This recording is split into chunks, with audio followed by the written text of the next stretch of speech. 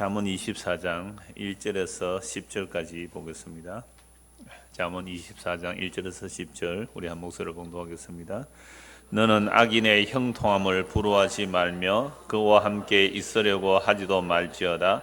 그들의 마음은 강포를 품고 그들의 입술은 재앙을 말함이니라. 집은 지혜로 말미암아 건축되고 명철로 말미암아 견고하게 되며 또 방들은 지식으로 말미암아 각종 귀하고 아름다운 보배로 채우게 되느니라. 지혜 있는 자는 강하고 지식 있는 자는 힘을 더하나니 너는 전략으로 싸우라. 승리는 지략이 많음에 있느니라. 지혜는 너무 높아서 미련한 자가 미치지 못할 것이므로 그는 성문에서 입을 열지 못하느니라. 악행하기를 꾀하는 자를 일컬어 사악한 자라 하느니라. 미련한 자의 생각은 죄요 거만한 자의 사람에게 미움을 받느니라. 내가 만일 환난 날에 낙담하면 내 힘이 미약함을 보임이니라. 아멘. 그럼 본문 1절에서 2절을 보시면요, 너는 악인의 형통을 부러워 말며 그와 함께 있으려고 하지도 말라. 이것은 앞에서 우리 상세히 살펴보았습니다. 악인의 형통을 부러워하지 말라. 시편 37편, 73편, 또 하박국서 이런 내용들을 보면 악인의 형통으로 인하여 시험에 들 뻔한 사람들이 많죠. 그래서 그런 악인의 형통을 부러워하지 말라는 것은 앞에서 자세히 살펴보았기 때문에 오늘은 그 말씀 드리지 않고 2절과 연결해 보면요, 악인의 형통을 부러워하지 말며 그와 함께 있으려고도 하지 말라 그럽니다. 왜 악인과 있으려고도 하지 말라고 합니까? 악인의 형통함을 사람들이 부러워하니까 그들에게 자꾸 가죠. 왜 갑니까? 악인들에게? 악인이 형통하잖아요. 형통한 것은 우리 세상식으로 말하면 권력을 많이 가진 사람 또는 돈을 많이 가진 사람, 이런 자들이니까 그 곁에 가면 뭐 있어요?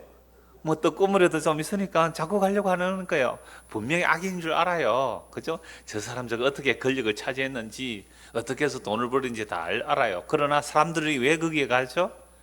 떡고물이라도 얻어먹으려고 하는 거죠. 자, 그러니까 그런 자들에게는 뭐라고요? 함께 있으려고도 하지 말라. 그게 지혜자라는 거죠. 근데 왜 그들과 있으려고도 하지 말아야 하냐면 2절 보세요. 그들의 마음은 어떻게 해요? 강포를 품고 그들의 입술은 재앙을 말한다. 그들이 겉으로 볼 때는 이렇게 저렇게 권력을 가지고 아부하는 사람들이 많으니까 사람들이 사귀려고 많이 가지만 그들의 속 생각은 어떻다고요? 겉으로 보이면 형통해 보이지만 그들의 마음은, 공동문제 이렇게 되어 있어요. 2절에 그들의 마음은 남 못 살게 할 국린하고 남을 해칠 말밖에 모르는 자들이다. 그러니까 권력을 가진 사람 또는 큰 부자가 된 사람들이 물론 다 그렇다고 할 수는 없겠죠. 그러나 우리 인간의 속성상 권력을 가지고 부자가 되고 하면 그들 속은 더 권력을 가지고 싶어하고 더 부자가 되고 싶어요. 그러니까 그 마음의 속은 어떻게 한다고요? 남을 못 살게 할 국린하고 남을 해칠 말밖에 모르는 자들이죠. 그러니까 이런 사람들하고 같이 있지도 말아라. 이게 뭐라고요? 지혜다. 지혜. 우리가 하나님께로부터 받은 지혜가 있다면 그런 불의한 자들과 함께 앉지도 말고 서지도 말라. 어디서 나오는 말씀이죠? 시편 1편에 나오는 말씀 같이 한번 찾아봅시다. 잠언 앞에 시편이 있으니까요, 시편 1편 한번 보고 가겠습니다. 시편 1편 1절에서 2절입니다. 시편 1편 1절에서 2절 같이 한번 읽겠습니다. 복 있는 사람은 악인들의 꾀를 따르지 아니하며 죄인들의 길에 서지 아니하며 오만한 자들의 자리에 앉지 아니하고 오직 여호와의 율법을 즐거워하여 그의 율법을 주야로 묵상하는 도도다. 복 있는 사람은, 즉 하나님께로부터 복 받은 사람은 이렇게 하면 더 좋아요. 그럼 마태복음에 보면 심령이 가는 자는 복이 있나니 천국이 저희 것이다 이렇게 되지만 원래 헬라어로는 가장 중요한 단어가 제일 앞에 나오거든요. 히브리어도 마찬가지예요. 복이 있도다. 복 받은 사람이다. 가난한 사람 이렇게 되는 거죠. 복 있는 사람이다. 애통하는 사람 이렇게 되죠. 그러면 오늘도 우리는 악인의 꾀를 따라가지 않고 죄인들의 길에 서지 않고 오만한 자들의 자리에 앉지 않아야 복이 있는 게 아니고 어떻게 해야 돼요? 하나님의 복을 받은 사람, 하나님의 지혜를 받은 사람, 하나님의 은혜를 받은 사람은 죄인의 꾀를 분별할 수 있어요. 이 말은 겉으로는 달콤한데 멸망의 길이구나 하는 것을 알아들을 수 있어요. 그게 죄인들의 꾀에 넘어가지 않겠죠. 그리고 죄인들의 길에 같은 행동하는 그 죄인들의 길에 서지 않을 것이고 오만한 자들이 앉는 그 자리에 앉지 않는 거죠. 근데 바리새인들은 어디에 앉으려고 했어요? 잔치에 상석에 앉으려고 그랬잖아요. 그게 죄인들의 꾀에 넘어간 거죠. 그래서 하나님께 복을 받은 사람, 다른 말로 하면 하나님의 지혜를 받은 사람은 이런 악인들에게 죄인들의 기, 오만한 자의 자리에 앉지 않는 거죠. 그럼 어떻게 해야 그 복받은 사람들의 삶이 나오는가 할 때 2절입니다. 오직 여호와 율법을 주야로 묵상하는 자로다. 하나님의 말씀을 묵상하는 자는 생명의 길로 인도를 하죠. 그래서 이게 옳은 길이냐 바른 길이냐 알게 해주시는 게 하나님의 말씀이에요. 그래서 모든 성경은 하나님의 감동으로 기록되어 있기 때문에 우리를 책망하고 바르게 하고 의로 교육하기에 유익한 하나님의 말씀이죠. 그래서 이 말씀을 우리가 막 이렇게 또 연구하고 살피고 찾는 것도 맞아요. 여호와를 부지런히 찾으라, 여호와를 힘써 알라고 했기 때문에. 근데 그것이 하나님의 은혜로 하나님께서 주신 그 계시, 지혜와 계시의 영을 허락하셔야만 성경이 무슨 뜻인지 알게 되는 거죠.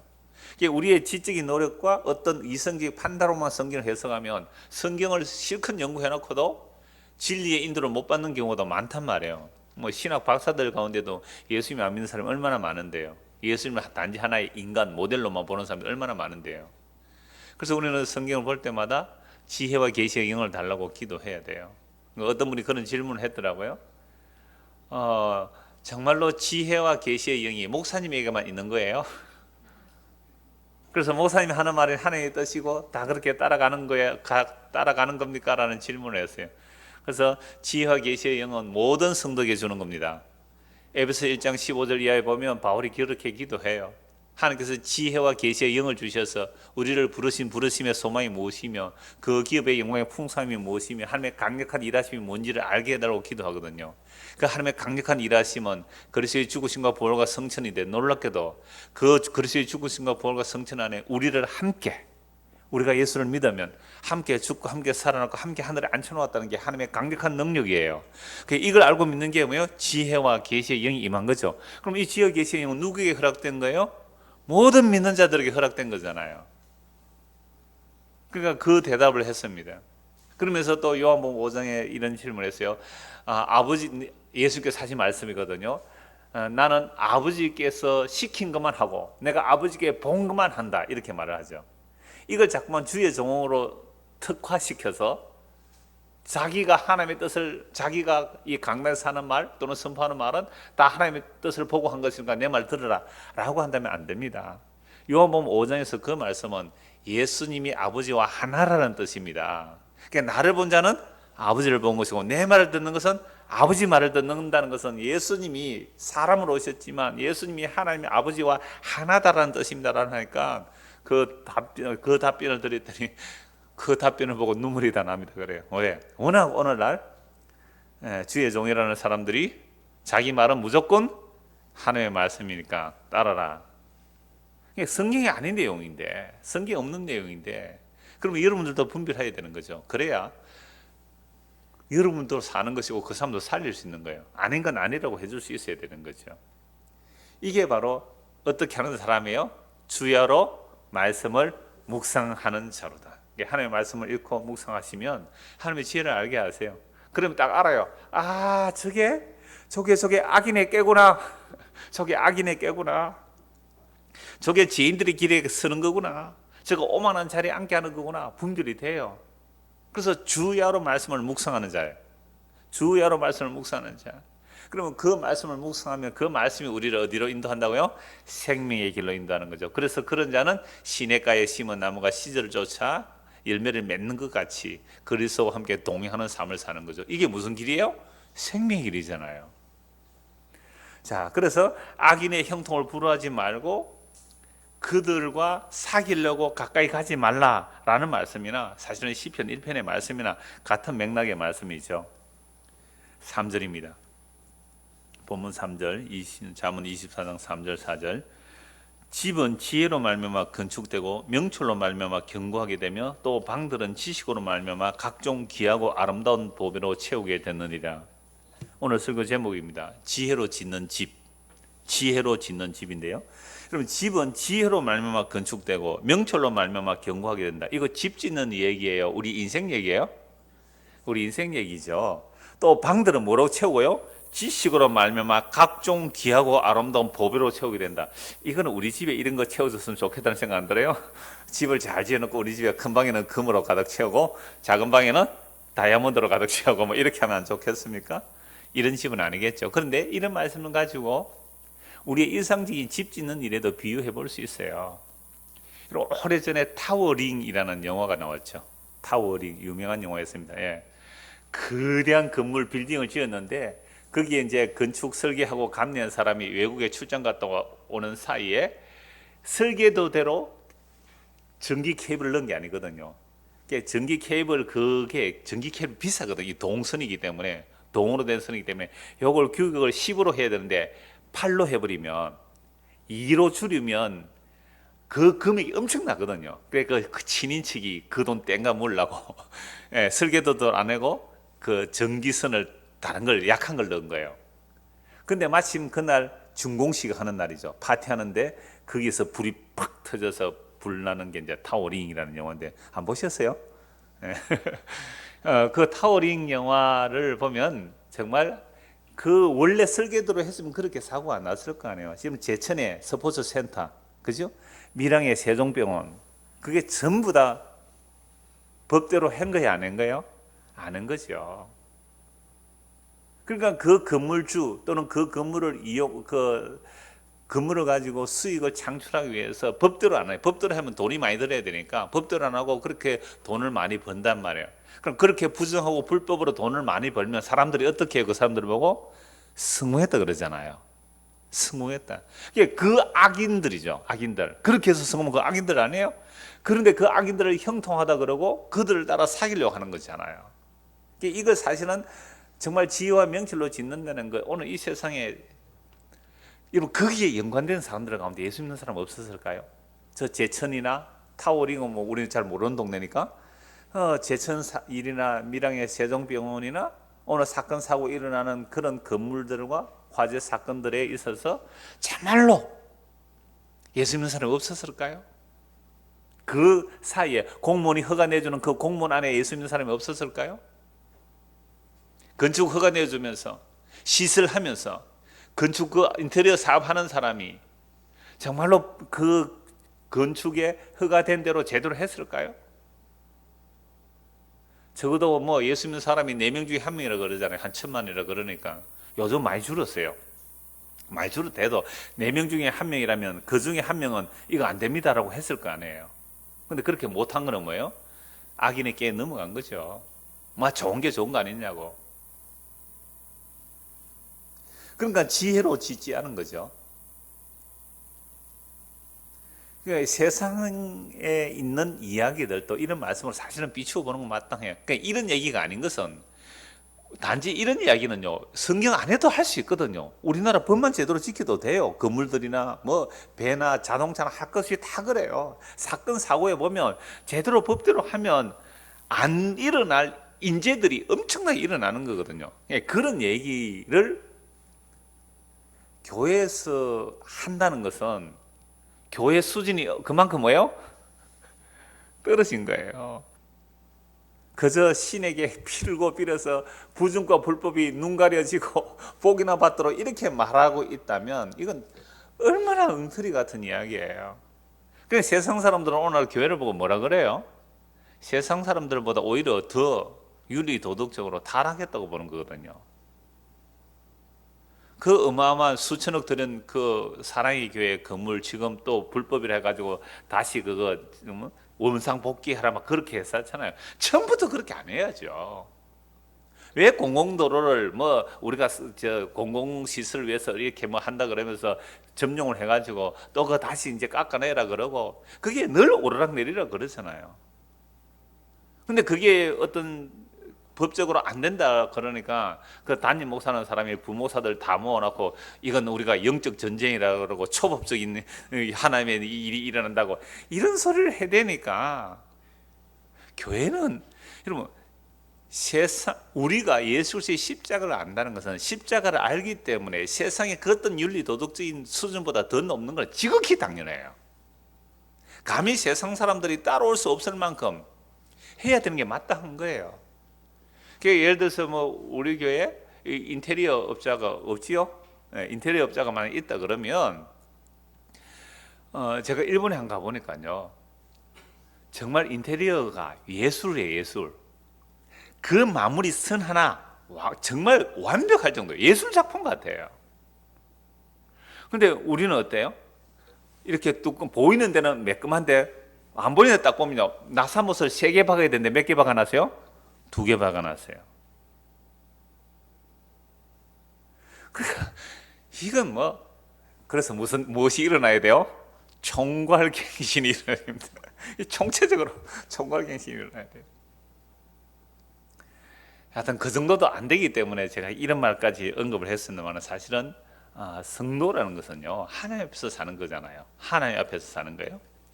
자, 그러니까 이 집을 짓는다는 것이 세상에 이렇게만 적용할 이유도 없어요. 우리는 이 집을 짓는 게 뭔가를 알면 정말 지혜로 우리의 인생을 건축해야 되는 얘기거든요. 지혜로 인생을 건축하는 게 무엇인지 오늘 말씀을 살펴보려고 합니다. 다시 3절 4절 한 번 더 보겠습니다. 집은 지혜로 말미암아 건축되고 명철로 말미암아 견고하게 되며 또 방들은 지식으로 말미암아 각종 귀하고 아름다운 보배로 채우게 되느니라.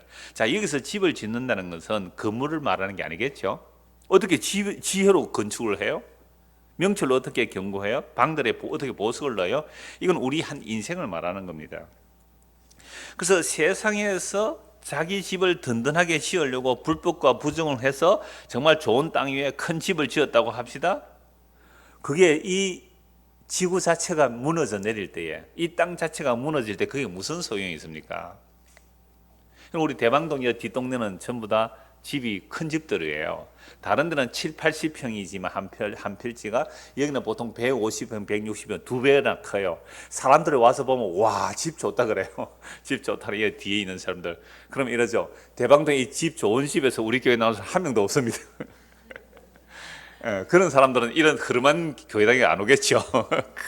큰 교회당에 가겠죠. 그러니까 사람들마다 야, 집 좋다. 또는 든든하겠다. 그런데 이 세상 자체가 무너져 내릴 때에 그 좋은 집이 뭐가 소용이 있겠습니까? 그 사람에게? 근데 이게 집만이 아니라 그랬잖아요. 건축이 아니라 그랬잖아요.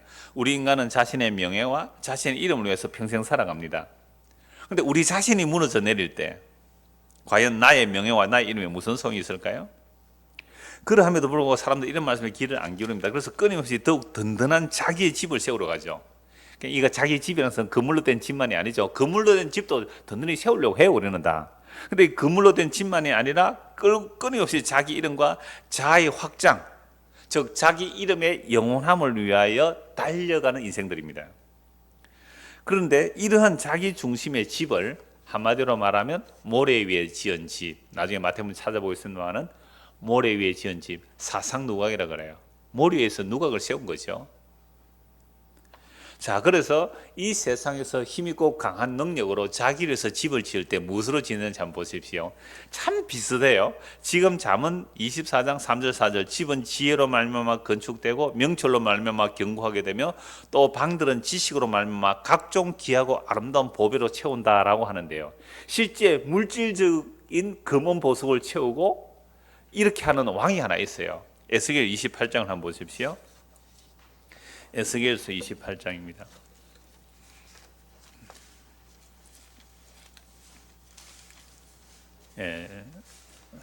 에스겔 28장. 잠언에서 뒤로 쭉 넘기면 있습니다. 이사야, 에레미야, 에스겔 28 1절부터 보겠습니다. 또 여호와의 말씀이 내게 임하여 이르시되 인자야 너는 두로 왕에게 이르기를 주 여호와께서 이같이 말씀하시되 내 마음이 교만하여 말하기를 나는 신이라 내가 하나님의 자리 곧 바다 가운데 앉아 있다 하도다. 내 마음이 하나님의 마음 같은 채 할지라도 너는 사람이요 신이 아니거늘 네가 다니엘보다 지혜로서 은밀한 것을 깨닫지 못할 것이 없다 하고 내 지혜와 총명으로 재물을 얻었으며 금과 은을 곳간에 저축하였으며. 그죠? 방금 잠언서하고 참 비슷하죠? 지혜와 명철로 집을 건축하는데 그 안에 뭐로 채운다 그랬어요? 지식의 보화로 채운다. 그런데 이거는 진짜로 금과 은을 채웠어요. 누가요? 두로 왕이. 이 두로는요, 그 바닷가, 지중해 바닷가에 있는 그 이스라엘 쪽에서 좀 위쪽인데요. 정말 무역을 해서 어마어마하게 돈을 벌었어요. 그래서 바닥에서 요새화된 성벽을 쌓고 거기에 어마어마한 금과 은을 모은 왕이 두로 왕이에요. 이 두로 왕이 그 바다 가운데서 나는 뭐라 그래요? 신이다. 나는 신이다. 라고 하죠. 그러니까 얼마나 지혜로운지. 정말 이 두로 왕은 지혜와 총명으로 재물을 얻었고 금과 은을 어디에 가득 채워요? 곳간에 방에 가득 채워요. 금과 은이 방에 가득하대요. 네 큰 지혜와 네 무역으로 재물을 더하고 그 재물로 말미암아 네 마음이 뭐예요? 교만해야 돼. 이런 사람들이 부러워합니까? 안 부러워합니까? 부러워하죠. 자, 이렇게 부러워하는데 주님께서 이렇게 말하죠. 그러므로 주 여호와께서 이같이 말씀하셨느니라. 네 마음이 하나님의 마음 같은 채 하였으니 그러즉 내가 이방인 곧 여러 나라의 강포한 자를 거느리고 와서 너를 치리니 그들이 칼을 빼어 내 지혜의 아름다운 것을 치며 내 영화를 더럽히며 또 너를 구덩이에 빠뜨려서 너를 바다 가운데서 죽임을 당한 자의 죽음같이 바다 가운데서 죽게 할지라. 네가 너를 죽이는 자 앞에서도 내가 하나님이라고 말하겠느냐. 너를 치는 자들 앞에서 사람일 뿐이요 신이 아니라. 방금 잠언서 24장 3절 4절 보니까 지혜와 명철로 집을 짓는데 그 방에는 지식의 보화로 가득 채운다라는 것이 정말 물질적으로 이 두로는 이렇게 했단 말이에요. 그러니까 이게 세상에 영광스러운 집을 짓고 사업을 해서 돈을 많이 벌고 경관성을 쌓고 금은을 가득 채우니까 딱 나오는 자세가 뭐라고요? 나는 신이다. 이게 원래 인간의 타락한 모습이에요. 끊임없이 자의 확장이죠. 끊임없이 높아지려고 하죠. 끊임없이 더 견고해지려고 하죠. 그렇게 해서 뭐 하려고요? 하나님을 이겨먹으려고 하는 게 타락한 모든 인간들이 삶의 방향이에요. 이게 멸망인데, 이 길이 멸망인데 세상은 이 길을 뭐라고 그래요? 멸망이라 그래요? 성공이라 그래요? 성공이라. 두로 왕 성공했다. 우리도 저렇게 성공하자. 우리의 아들 딸들이야. 내 아들 딸아, 너희들도 저 두로 왕처럼 저렇게 견고하고 성공하라고 그렇게 우리는 기도했죠. 그렇게 교회 와서 빌었다면 그건 하나님 섬긴 거 아니에요. 우상 숭배한 거죠. 그래서 이러한 우리가 견고한 집이다, 보배다, 영광이다 라는 그 집들은 사실은 어떻게 해요? 무너져 내려야 돼요. 예수를 믿는다는 것은 우리의 가치관, 우리의 부모들로부터 배웠던 그 세계관, 우리나라라는 이 환경의 문화관에 있는 그 가치관들이 무너져 내려야 되죠. 그게 예수 믿는 거거든요. 그렇게 무너져 내려야만 진짜로 오늘 잠언서를 말한 뭐로 집을 짓는 거예요? 지혜로, 명철로 집을 짓게 되는 거죠. 우리가 하나님의 말씀에 지혜와 명철로 내 집이 지어진다는 것은 내가 기존의 가치관이 무너지고 전복되고 하나님의 말씀 위에 새롭게 집이 지어진단 말이죠. 그래서 이 집은 세상의 지혜자들이 볼 때는 미련하고 어리석은 집이에요. 세상의 지혜자들이 볼 때는 정말 미련하고 어리석어서 버려버리는 그런 집이에요. 근데 하나님이 보실 때는 그 집이 지혜와 명철로 채워진 집이란 말이죠. 그래서 이런 집이 어떤 집인지 쭉 한번 찾아보려고 합니다. 시편 118편 한번 보십시오. 시편 118편.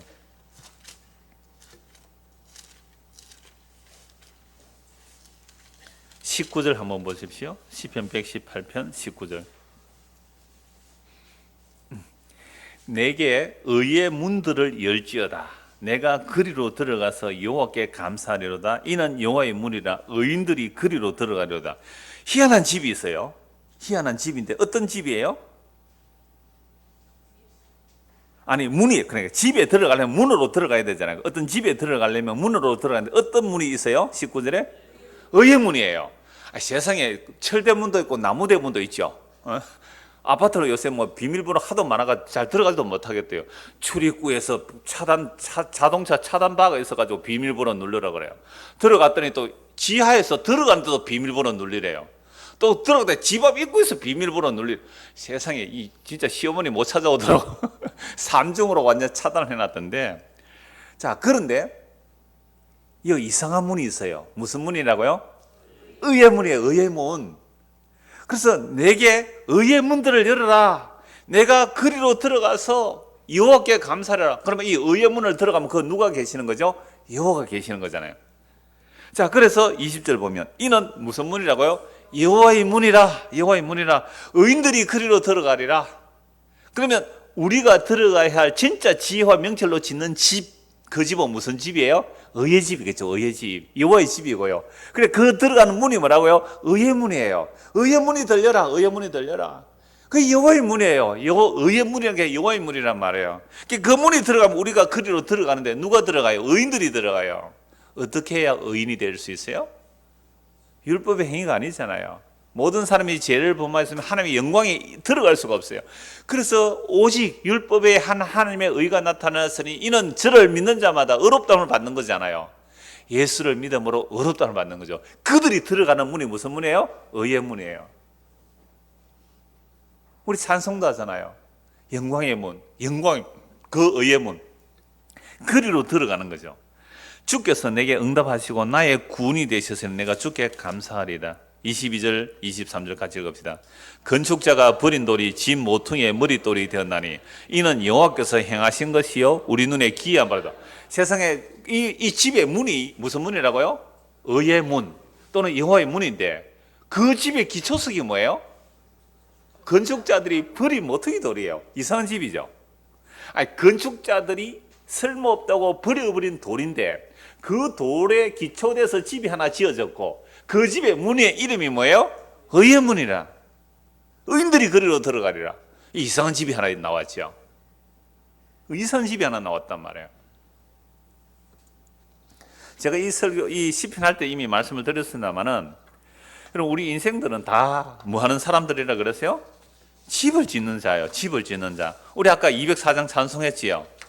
세상 모든 사람들 집을 짓는 자니 모래 위가 아니면 반석이죠. 두 가지 뿐이에요.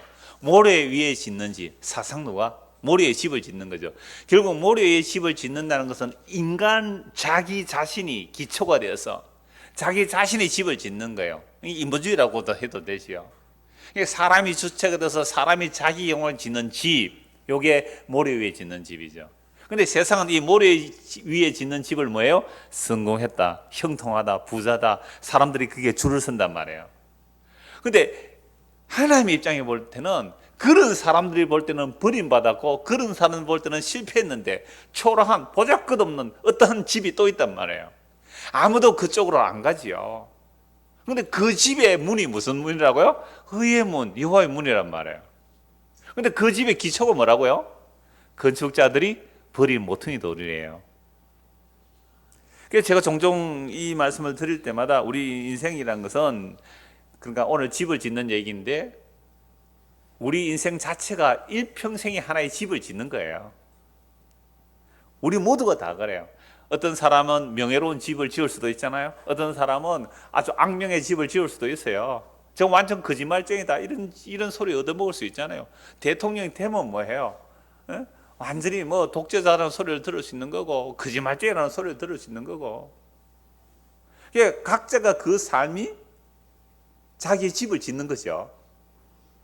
자, 그래서 우리도 태어나면서부터 공부를 해야 되고 또는 취직을 해야 되고 결혼을 해야 되고 어떤 인간관계를 맺는 이런 것들이 다 우리는 뭘 하는 거죠? 지금 집을 짓고 있어요. 그죠? 지금 50대 같으면 집이 얼마나 지어졌어요? 40대 같으면 20대 같으면 얼마나 집이 지어졌어요? 20대만큼 집이 지어 있어요? 기초가 든든해요? 사람들마다 자기 인생이라는 집을 짓고 있단 말이에요. 여러분들이 죽고 났을 때 아따 그 인간 잘 죽었대.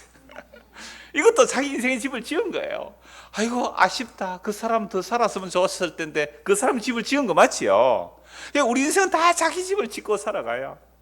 그래서 우리가 태어나면서부터 내 인생의 집을 잘 짓기 위하여 학업도 필요하고 직장도 필요하고 또 그걸 뭐라 그래요? 백그라운드 이걸 뭐라 그러죠? 이 요새 스펙 그 발음이 스펙 화려한 스펙도 필요하고 그러면 사람들이 그걸 성공했다, 집 잘 지었다라고 얘기하는 그러한 집을 지으려고 애를 써요.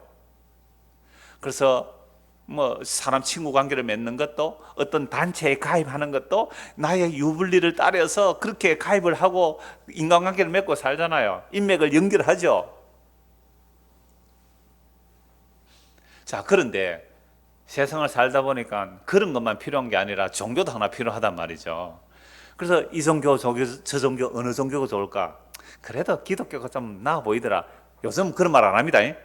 요즘 기독교가 낫다고 그래요. 오히려 저 가톨릭에 가든지 절에 갈 거예요. 아마 그 정도, 기독교 그 정도 괜찮겠다 해서 기독교 와서, 종교도 필요하잖아요. 왜? 외로울 때 의지도 되고, 그죠?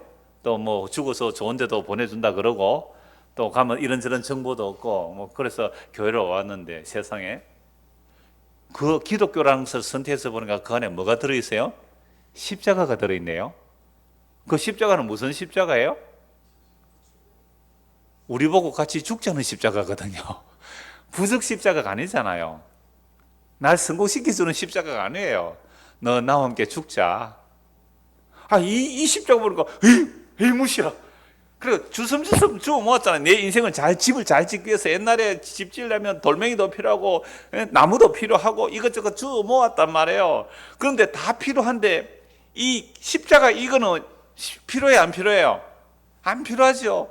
그래서 옛날에 돌로 담을 쌓는 얘기를 자주 말씀드렸는데요. 돌멩이로 담을 쌓아갈 때에 정말 럭비공처럼 생긴 그런 돌 쓸모가 없어요. 다 깨뜨려가지고 막 세석 아세요? 담 살 때 세석하는 게 흔들리면 사이에 끼워 넣는 세석으로도 못을 이상한 돌멩이 있어요. 저도 뭐 시골에서 아버지를 따라 이렇게 뒷담도 살아보고 논뚝도 이렇게 무너진 거 사보고 해서 돌멩이로 사는 거 많이 봤어요. 진짜 이 돌멩이 다 필요해서 갖다 샀는데 어떤 돌멩이는요 필요 없어 정말 버리는 돌멩이 있었어요. 우리 집 뒤가 이렇게 담이 이렇게 높았는데 비가 오니까 무너져서 제가 돌멩이 주워 드리고 아버지가 돌을 샀거든요. 이 돌멩이는 정말 쓸모없다고, 뭐 빼쪽하고 길쭉한 거 다 필요해요. 넓적한 거 다 필요한데 이 돌멩이는 필요 없다고 정말 담을 다 샀고 하는데 버려지는 돌이 있어요. 버려지는 돌. 아무 쓸데없어요. 그 돌은 어떻게 해요? 갖다 저 내버렸어요. 쓸모없다고. 그런데 희한하게도 그 돌 위에 뭐가 돼요? 집이 하나 지어진다는 거예요. 보세요. 건축자가 버린 돌이 모퉁이에 머리돌이 되었나니 이는 여호와께서 행하신 것이요 우리 눈에는 기이한 바로다. 신기하다. 사람들이 싫다고 버렸는데 버려진 그 돌멩이가 새로운 집이 되네. 희한하네. 이거 누가 한 일이에요? 여호와께서 하신 일이라. 여호와께서 하신 일이라. 이 날은 여호와께서 정하신 것이라. 이 날에 우리가 즐거워하고 기뻐하리로다. 여호와여 구하옵나니 이제 구원하소서. 여호와여 우리가 구하옵나니 이제 형통케 하옵소서. 여호와의 이름을 오는 자가 복이 있으며 우리가 여호와의 집에서 너희를 축복하였도다. 그럼 이 집에 들어가면 뭐 해요? 의의 문으로 들어가야 돼요. 그게 예수의 이름 부르는 자가 구원 얻으리라. 그래서 그 집에 들어가서 그 이름을 축복하는 거예요. 그래서 여호와는 하나님이시라. 그가 우리에게 빛을 비추셨으니 밧줄로 절기제물을 제단불에 멜지어다. 희생제물로 인하여 그리로 들어가는 집이 문이 열리는 거죠. 주는 나의 하나님이시라. 내가 주께 감사리다. 주는 나의 하나님이시라. 내가 주를 높이리다. 여호와께 감사라. 그는 선하시며 그의 인자하심이 영원하미로다. 희한한 집이 하나 생겼습니다.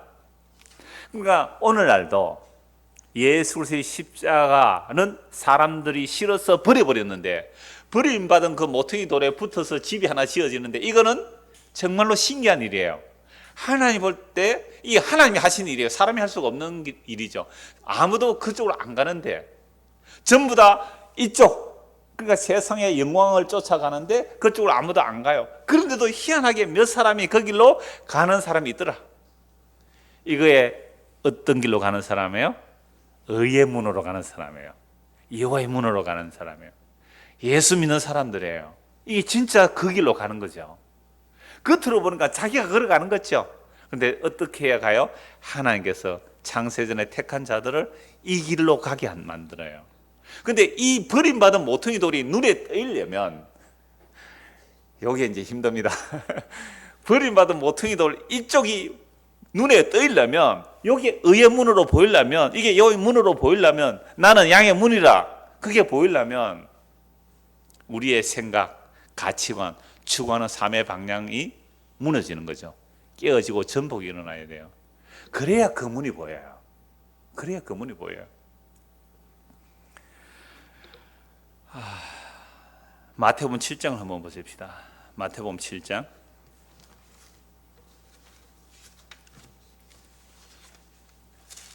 마태복음 7장. 오늘 지혜로 짓는 집 제목이 그렇거든요. 다 집을 짓는 거예요. 어떤 집을 지을까요? 마태복음 7장 21절. 나더러 주여 주여 하는 자마다 천국에 들어갈 것이 아니요 다만 하늘에 계신 네 아버지의 뜻대로 행하는 자라에 들어가리라. 아까 그 새로운 집은 이름이 무슨 문이었어요? 의의 문. 예, 여호와의 문, 의의 문이란 말이에요. 그럼 의의 문에 들어가면 누가 계세요? 여호와 하나님 계신다. 신약 말하면 예수님이 계시는 집이잖아요.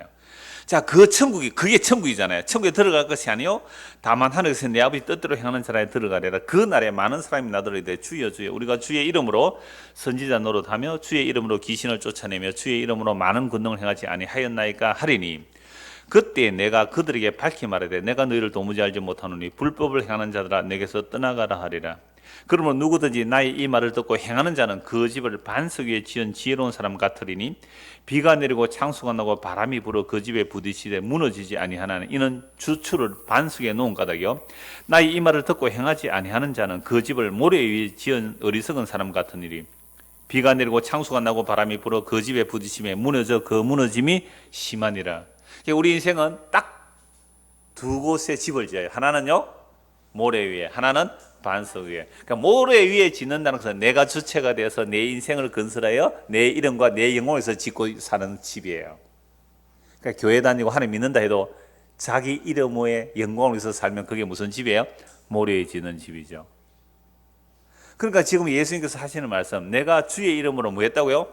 귀신을 쫓아내고 주의 이름으로 큰 능력을 하고 주의 이름으로 이런저런 일을 많이 했다라고 하는데 예수님은 그들 보고 뭐라 그래요? 나는 너희를 도무지 알지 못한다. 불법을 한 자 나를 떠나가라. 왜? 그들은 어디에 집을 지은 거예요? 모래 위에 집을 지은 거예요. 우리 인간이 땅의 티끌이에요. 땅의 티끌 위에 지은 거예요. 그런데 이쪽 사람들, 그 집이 아닌 반석 위에 지은 지혜로운, 여기도 지혜가 나오잖아요. 그래서 우리 인생을 어디에 어떻게 건축해야 돼요? 지혜로 집을 건축해야 돼요. 우리 인생을 지혜로 건축하는 게 뭐예요? 우리의 주추를 어디에 놓는다고요? 반석에 놓아요. 반석은 누구예요? 예수 그리스도. 반석은 그리스도 예수예요. 오 나의 예수는 반석이시니. 요즘 이 찬송이 없어요. 옛날에 있었던데. 예수 그리스도는 나의 반석이시니. 그러니까 우리 인생의 주추를 우리의 존재 기반, 좀 뭐 철학적인 존재 기반, 우리의 존재 기반을 나에 두느냐, 나의 존재 기반이 완전 그리스도 위에 있느냐 이 차이예요. 그런데 이쪽 사람들은 세상이 볼 때는 보세요. 주의 이름으로 뭘 행하여? 귀신을 쫓아하고 큰 권능을 하고 능력을 해내니까 예수님 당시 이들이 누구예요? 대제사장요, 서기관들이요, 바리새인들이요. 얼마나 멋있었어요. 사람들이 실제 존경했어요. 바리새인들이요, 우리처럼 예수님 막 욕한다고 우리 욕할 사람들이 아니에요. 그러니까 외식하는 사람도 있었지만 정말로 하나님을 사랑해서 율법을 마음을 다해 지킨 사람이 있었잖아요. 바울 같은 사람들 얼마나 존경받아요. 니고데모 같은 사람들 얼마나 존경받는 사람들인데요. 그러한 자들 있었단 말이에요. 그런데 예수님께서는 그러한 자들이 모래의 집을 지었대요. 그러면 반석의 집을 지은 자는 누구예요? 세리요, 창기요, 장애인이요, 이방인들인데 그들이 예수를 믿었어요. 그들이 어떤 사람들이에요? 반석에 집 지은 사람이에요. 그러니까 이 말씀을 가지고 또 율법적으로 주의 말씀을 듣고 순종하는 자는 반석에 짓고 주의 말씀을 듣고 순종하지 않으면 모래에 짓는다. 그 순종이 뭔데요? 예수 믿는 거예요. 예수님이 나의 의입니다 라고 예수를 믿은 자들이 누구예요? 세리와 죄인과 창기들이었거든요. 그럼 그들은 어디에 집을 지어요? 반석 위에 지어요. 그래서 바람 불고 비가 오고 창수가 나고 큰 홍수가 나고 이 세상이 흔들려 산들이 떠나고 섬들이 제자리로 옮겨질지라도 반석 위에 지은 집은 무너지지 않습니다. 예수 그리스도의 자신의 전 존재를, 그 인생을 거기에 둔 자들은 무너지지 않는 거예요. 하늘과 땅이 사라질지라도, 이 하늘과 이 땅이 다 사라질지라도 예수 그리스도, 그분은 우리의 영원한 반석이시기에 그 위에 집을 세운 사람은 안 무너져요. 여러분, 이날 와요. 이 날이 진짜로 온다고요. 제가 5월달 수련회 지금 강의를 좀 준비하고 있는데요. 혼자 지금 너무 은혜가 돼가지고 뭐 하루 종일 그 생각하고 있어요. 수요 설교도 해야 되는데 그 소망에 관하여 보려고 하니까 구약의 종말론이 나와야 돼요. 구약에서 종말론이 나와요. 신약의 종말론이 나와요. 구약 사람들의 종말론을 보고 신약의 종말론을 봐야 돼요. 그게 소망의 이유가 나오는 거죠. 네, 원고를 좀 초원을 잡으려고 오늘 크게 그림을 그려놓기는 했는데요. 정말 좋아요. 아니, 남북 통일되는 거 좋겠죠. 그거요. 저는 그리스도로 통일되는 게 더 중요해요. 평화가 좋겠죠. 그러나 예수 그리스도 그분으로 인한 화평이 없으면 인간의 화평은 가짜예요. 거짓말이에요. 자기 이익을 따라 얼마든지 위장할 수 있는 거예요. 당장 또 뒤바뀔 수 있단 말이에요. 그러나 예수 그리스도 그분 위에 우리의 존재 기반이 세워지는 자들, 그런데 이들은 세상이 볼 때는 어때요? 세리요, 죄인이요, 창기요, 별 볼 없는 그런 집으로 보이는 거죠. 그러니까 사람들이 안 찾죠. 좁으면 좁은 길이거든요. 그래서 이런 지혜로 건축하는 집이란 우리 인생이 참된 지혜이신 예수 그리스도의 반석에 세워지는 거예요. 그게 이 말씀 안에 다 있는 내용이죠.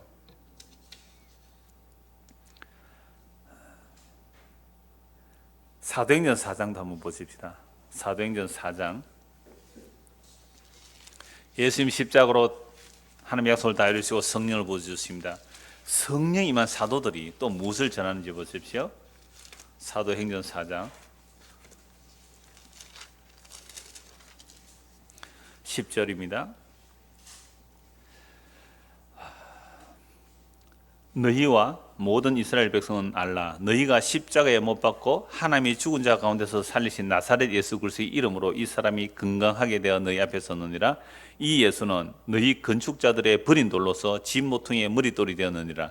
다른 이로서는 구원을 받을 수 없나니 천하 사람 중에 구원을 받을 만한 다른 이름을 우리에게 주시니 없음이라 하였더라. 여러분, 예수의 이름을 불러야 구원을 얻는데 예수의 이름이 어떤 이름이 되어버렸어요? 건축자들이 버린 돌. 건축자들이 버린 돌. 그 유대인들이 메시아를 그렇게 기다렸는데 자기들이 원하는 메시아가 아니라고 어떻게 해요? 버렸잖아요. 내가 원하는 메시아가 아니라고. 구약의 종말론은 메시아 소망이거든요. 메시아 대망이에요. 근데 우리가 원하는 메시아로 버려버렸어요. 버림받은 그 돌이 뭐라고요? 모퉁이의 머릿돌이 되어서. 그래서 그 버림받은 돌, 그 돌을 믿는 자는 구원을 받으리라. 천하 인간의 다른 이름을 우리에게 주신 적이 없대요. 지금 성령만 사도가 그 날 때부터 안전병이 된 자를 일으키고 나서 사람들이 막 주목하여 보니까 이 사람이 일어난 것은요, 우리 개인의 권능과 기도의 능력으로 일어난 게 아닙니다. 흔히 말하는 그 영빨, 기도빨로 일어난 게 아니란 말이에요. 여러분들이 십자가에 못 박아 죽어버린 그 예수의 이름이 이 사람을 일어나게 한 겁니다. 그게 건축자들이 버린 돌이 모퉁이 돌이 되었고 그 이름을 믿는 자는 구원을 얻는 겁니다. 이게 오늘날도 통일하게 전해져야 될 복음의 내용이에요. 2000년 전이나 구약이나 오늘 이 시대나 똑같아요. 보세요. 시편 110편의 건축자들의 버린 돌, 그 돌 위에 지어져야 그게 하나님의 집이고 그 집의 문이 의의 문이고 여호와의 문이에요. 그 문이 예수님의 십자가잖아요. 나는 양의 문이라. 예수님이 지금 버림받았어요, 사람들에게. 근데 하나님 보실 때는 그게 아름다운 집이고 영원한 집이에요. 하나님이 거하실 집이란 말이에요. 근데 세상 사람들이 지어서 성전이라고 보암직하고 멋있게 지어서 하나님, 우리가 지은 성전을 보십시오. 그리스도께서 헐어버린 성전을, 자기 몸으로 세우신 성전을 두고 자기들이 손으로 지은 성전을 성전이라고요? 건물을? 참으로 무시무시한, 겁없이 하는 말들이에요. 버림받은 돌이 지금 어디가 있는데요? 거기가 계시겠어요? 그래서 마태복음 21장에도 이미 말씀하셨어요. 포도원 주인이 품꾼들에게 포도원 다 만들어가 세를 줬는데 때가 돼서 세를 받으러 보내니까 사람들이 종들을 때리고 쫓아 부리고 죽여버렸어요. 또 종들을 부려도 세를 안 줘요. 마지막으로 누구 보냅니까? 아들 보내요. 근데 아들도 죽여버렸어요. 그래서 예수님이 묻죠. 너희가 포도원 주인이라면 어떻게 하겠니? 예, 그들을 진밀하고 세를 제대로 낼 다른 사람에게 줄 것입니다. 그러니까 알아들어요, 이 사람들이. 우리에게 그런 일이 일어나지 않기를 원합니다. 그렇다면 건축자들이 버린 돌이 모퉁이 돌이 된다는 말이 어떻게 되겠느냐? 너희가 반드시 나를 버리고 죽일 거야. 이걸 알아들어요. 그래서 예수를 죽이려 하지만 아직 때가 안 돼서 못 죽였고 결국은 십자가 앞에 죽여요. 그러니까 110편, 118편 그 건축자의 버린 돌이 그대로 성취가 된 거예요. 그래서 건축자의 버린 돌이 모퉁이 돌이 되는 이 사건이 십자가거든요.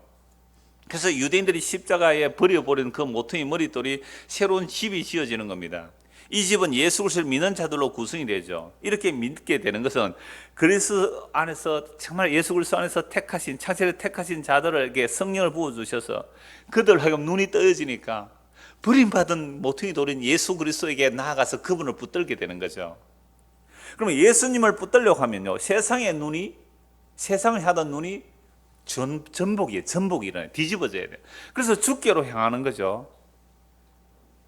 그래서 예수를 믿는다는 것은 예수님이 그 기초석이 되고 우리는 그 위에 붙어서 이제 하나님의 집이 지어지는 겁니다. 고린도전서 3장을 한번 찾아보시죠. 고린도전서 3장입니다. 베드로만이 아니라 바울이 또한 이렇게 말하고 있죠. 고린도전서 3장입니다. 7절 보겠습니다.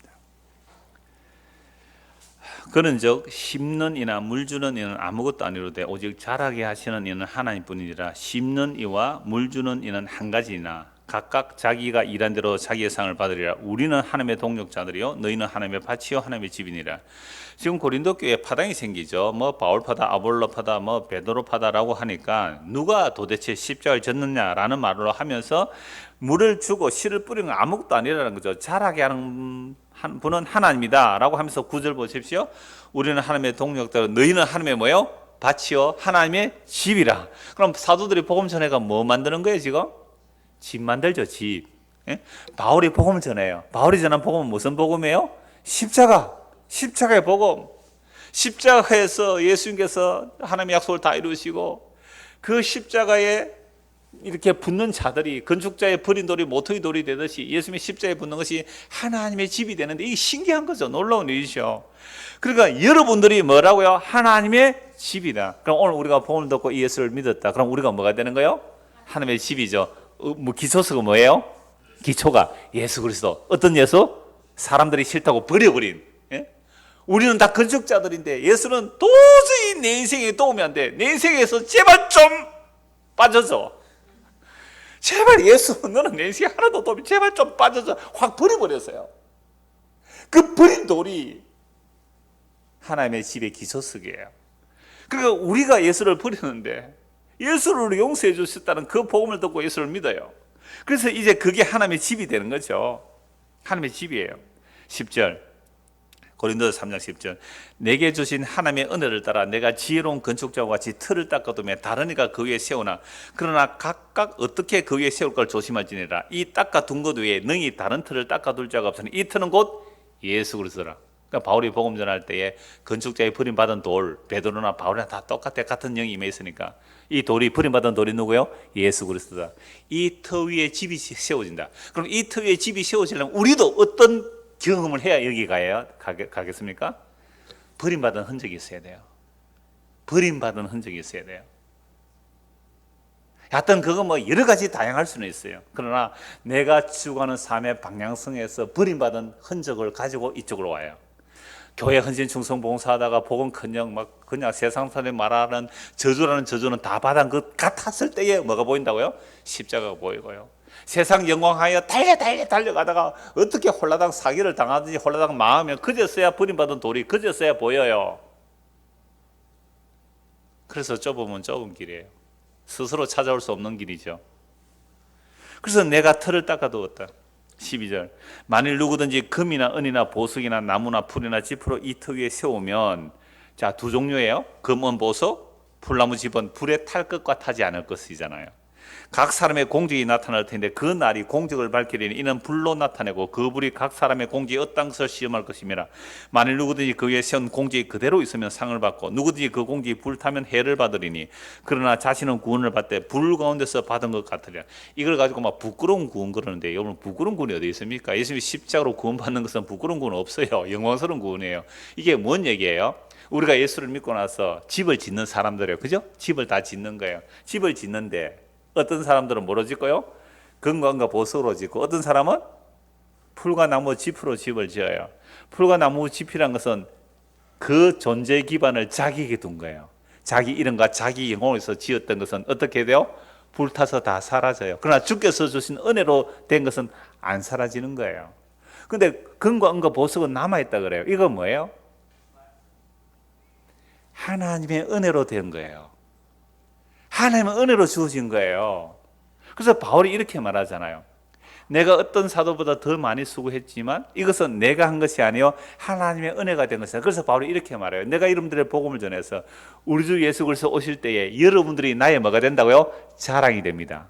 그러니까 우리 주님 오시는 그날에 내가 지금 살아가는 이 인생에 풀과 나무와 짚으로 내가 만들었던 내 이름 내 영광 다 불타고 없어져요.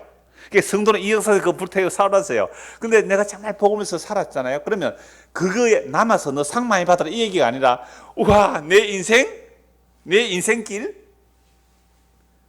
지혜로 집을 지어왔군요. 너무너무 감사해요. 금과 은과 보석은 사람이 만드는 게 아니라 하나님께서 주시는 은혜와 은사들이 담겨지는 거예요. 그게 남아지니까 주여 너무 감사하잖아요. 그래서 그 영광의 멸류관을 주께 돌려드리는 거예요. 이거 상급 차동론 아니에요? 누가 감히 이걸 가지고 상급 차동론을 얘기해요?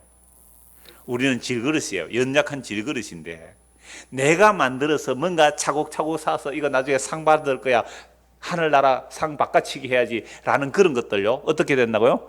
불에 타서 사라져요. 근데 하나님께서 우리에게 주신 것은 뭐예요? 예수 그리스도를 주신 것. 에베소 1장에 보면 하늘에 속한 모든 신령한 복을 너에게 복 주셨대.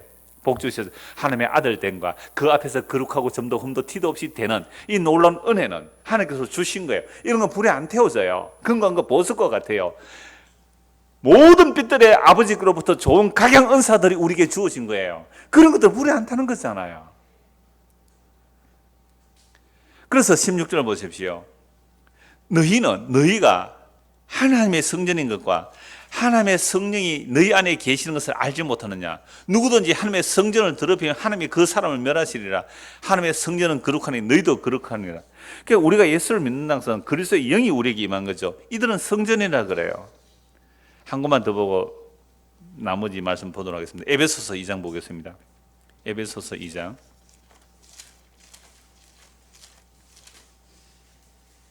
19절. 그러므로 이제부터 너희는 외인도 아니요 나그네도 아니요 성도들과 동일한 시민이 하나님의 건속이라. 너무 놀라운 말씀이에요. 우리는 이미 이방인이었잖아요. 이방인인데요 12절 한번 보십시오. 2장 12절. 그때 너희는 그리스도 밖에 있었고 이스라엘 나라 밖의 사람이라. 약속의 언약들에 대하여는 외인이요 세상에서 소망이 없고 하나님도 없는 자이더니 이때 우리는 무슨 집 짓고 살았어요?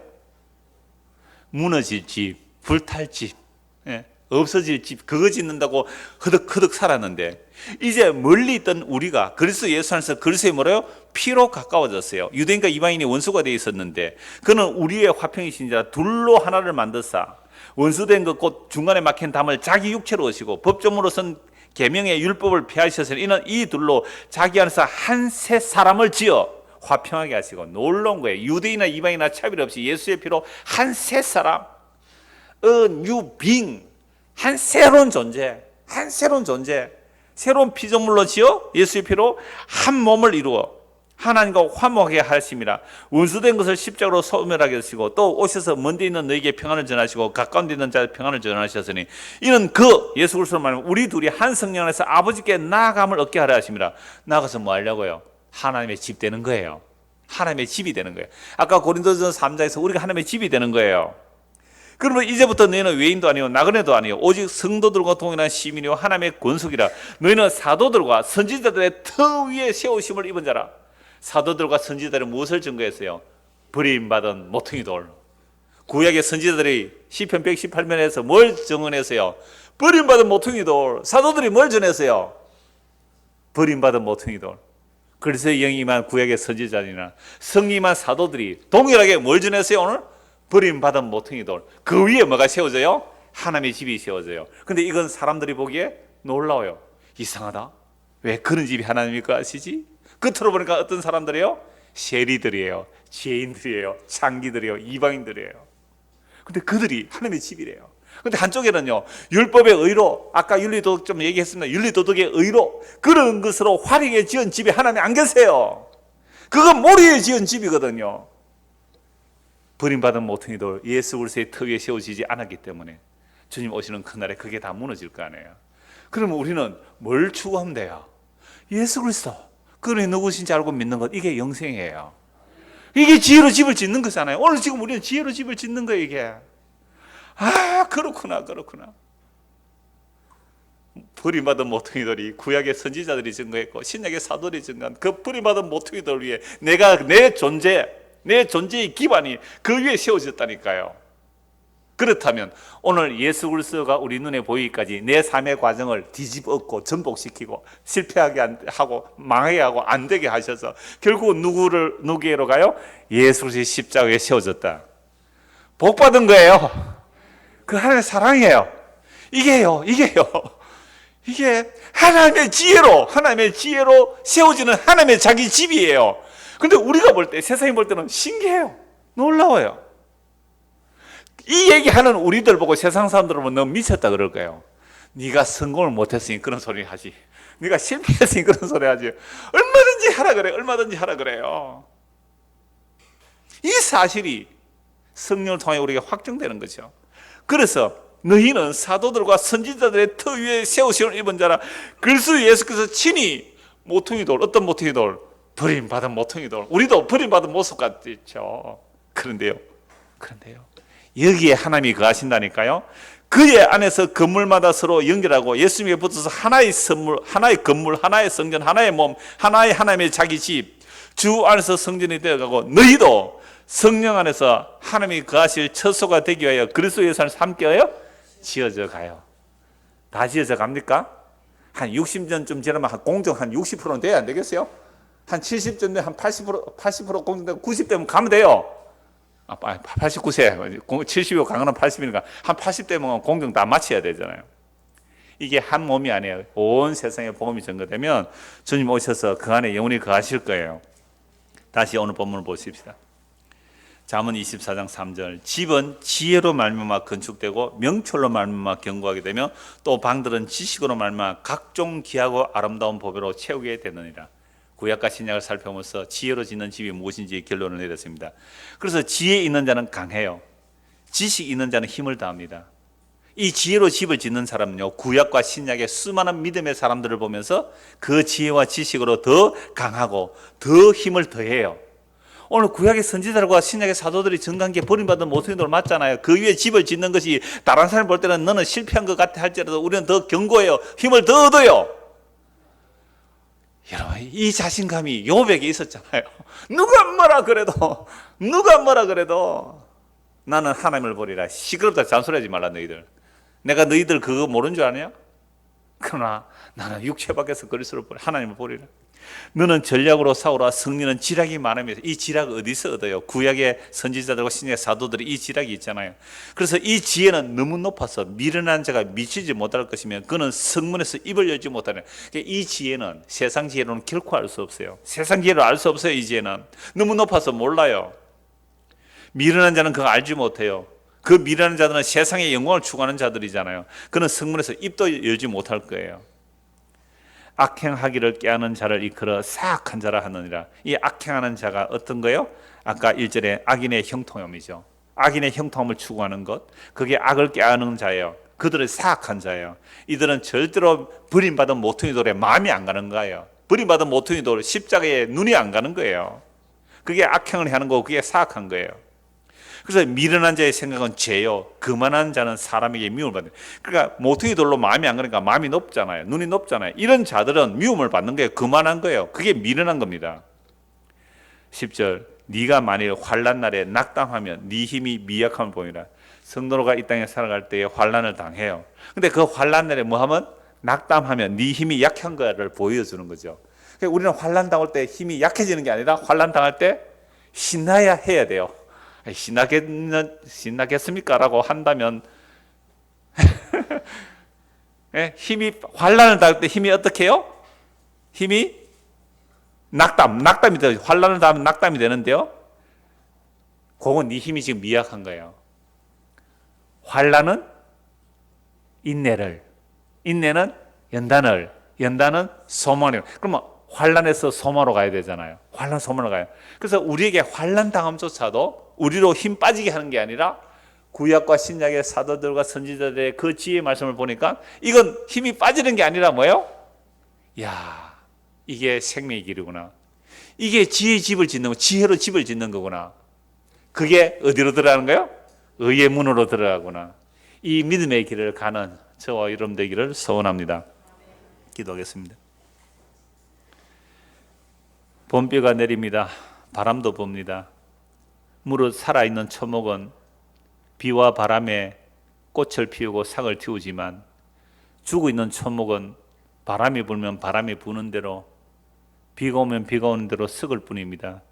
우리에게 어떤 환난이 있을지라도 예수 그리스도의 생명이 우리 안에 있다면 환난을 통해 힘이 빠지는 것이 아니라 더욱 버림받은 모퉁이 돌, 예수 그리스도의 십자가로 마음이 가고 눈길이 가고 그 위에 우리의 존재가 세워지고 하나님의 가실 집이 지어진다는 사실을 알게 하시고, 이것이 지혜로 건축하는 집, 지혜로 세우는 인생임을 알게 하시고, 이 믿음의 길을 갈 수 있도록 오늘도 말씀을 우리에게 주신 그 은혜에 감사하며 날마다 성령과 말씀의 인도를 따라 이 믿음의 길, 이 의의 문으로 갈 수 있는 우리 모두가 되도록 은혜를 베풀어 주시옵소서.